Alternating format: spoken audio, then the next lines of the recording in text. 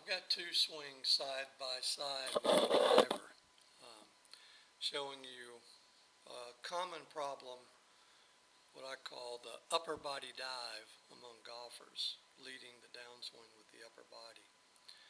And mainly you see that from this view, but it's a common fault. By initiating the downswing with the upper body dive, it prevents you from moving your right side down and through correctly in the downswing. It is a common fault of golfers. It results in a loss of distance and is one of the chief causes of the deadly over-the-top move that is a nasty pull slice. Another factor of the upper body dive is you lose the important stretch of the upper body muscles against the lower body.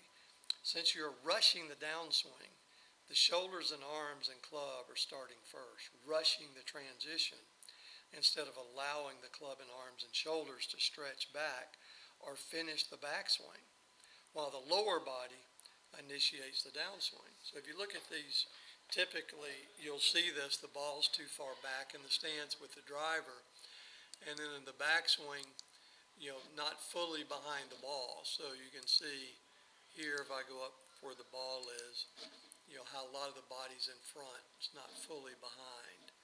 And then when you're looking at the left shoulder, see there's the left shoulder right there, and the left shoulder of the model is right there. So not behind it at all at the beginning. So that's because the swing's more arm dominated.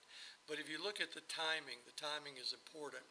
This swing's roughly right at 100 miles an hour, and I have this, the stick figure at 100. So if you watch in the swing right here, the timing of it should be together. So you can see the one on the left, how the upper body is already diving. Very common problem. Instead of the lower body doing it, the upper body's doing it and is starting forward.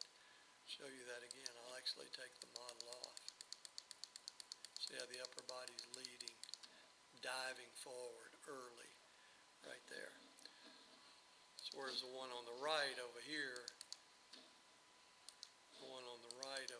it's still, you can see how the shoulders are still turning back.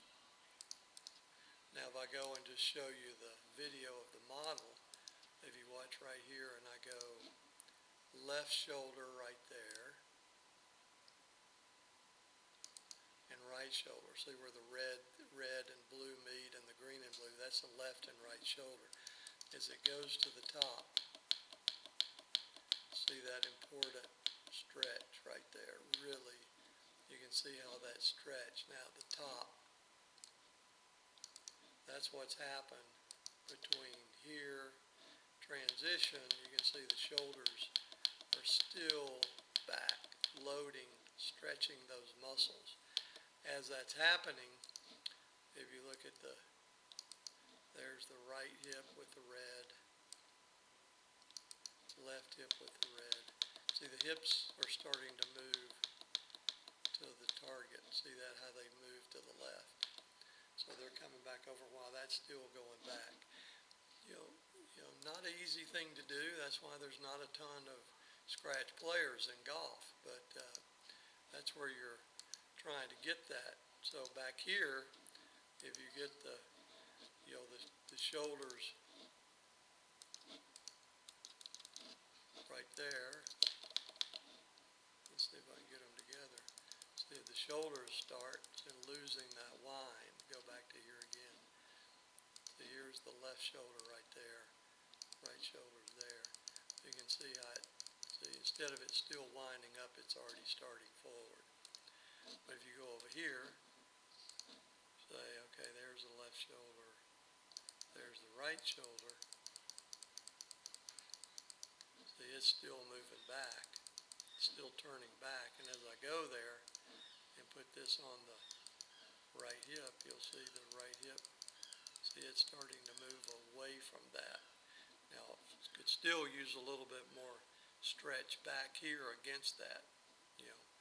I would typically like to see this moving a little more towards the target while that's back. slow with the hips right there. But anyway, that's a common problem. So really the key is trying to get that, don't rush the transition. Don't start arms and shoulders rushing the transition, because then you're going to usually start that from the upper body, and it's going to cause also, if you go over here, it's going to cause more of a over the top. You can see how much closed the stance is. But right here,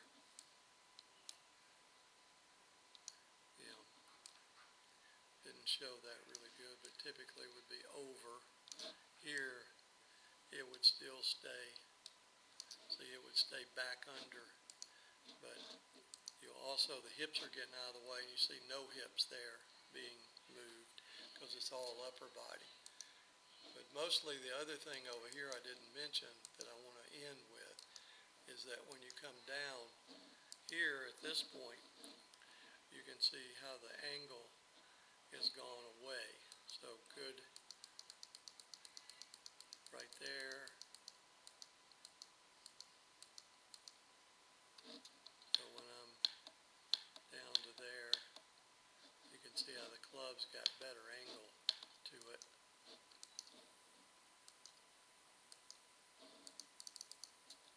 Right here, sorry, getting out of sync.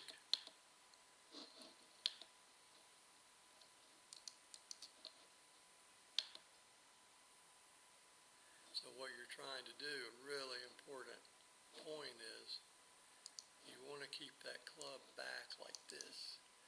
I look for at this point where the arms are in the downswing right there, I want to see the club head still over the left foot. You can see the blue of the mall still over the left foot. And over here you can see the club here, it's over the right foot. So it started to cast. And that's,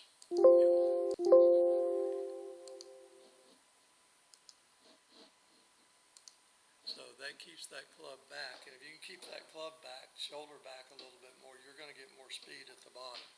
So the upper body dive is critical to get rid of. So you got to keep that shoulder stretched back, let the club get back. It'll increase the angle, and you'll lead with the lower body so the right side can get down and under, and it'll also keep the club more from the inside.